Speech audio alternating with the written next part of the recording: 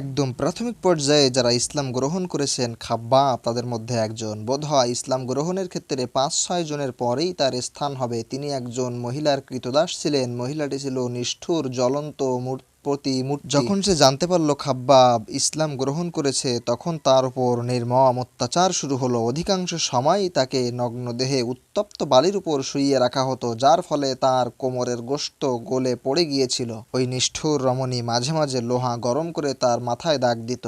অনেক দিন পর হযরতে ওমরের রাজত্বকালে হযরতে ওমর রাদিয়াল্লাহু তাআলা একদিন তার উপর নির্যাতনের বিস্তৃত জানতে চাইলেন। খাব্বাব তখন বললেন, আমার কোমর দেখুন। হযরতে ওমর কোমর দেখে আঁতকে উঠে বললেন, এমন কোমর তো কোথাও দেখিনি। উত্তরে খাব্বাব খলিফাকে বললেন, আমাকে জ্বলন্ত আঙারের উপর শুইয়ে চেপে ধরে রাখা হতো, ফলে আমার চর্বি ও রক্তে আগুনে নিভে যেত। এই নির্মম শাস্তি ভোগ করা সত্ত্বেও ইসলাম যখন শক্তি বৃদ্ধি হলো এবং মুসলমানদের বিজয় সূচিত হলো, তখন খাব্বাব রোদন করে বলতেন, আল্লাহ না করুন আমার কষ্টের পুরস্কার দুনিয়াতেই যেন লাভ না হয়। ৭৩ বছর বয়সে হযরতে খাব্বাব রাদিয়াল্লাহু তাআলা আনহু মৃত্যুবরণ করেন এবং সাহাবাদের মধ্যে সর্বপ্রথম তিনি কুফা শহরের বাইরে কবরস্থ হন। তার মৃত্যুর পর হযরতে আলী রাদিয়াল্লাহু তাআলা আনহু তার কবরের পাশ দিয়ে যাওয়ার সময় একদিন বলেছিলেন, খাব্বাবের উপর আল্লাহ রহম করুন, তিনি নিজেই খুশিতেই ইসলাম গ্রহণ করেছিলেন, আজ খুশিতেই হিজরত করেছিলেন। তিনি সমস্ত জীবন জিহাদে কাটিয়ে দিয়েছিলেন এবং অশেষ নির্যাতন ভোগ করেছিলেন।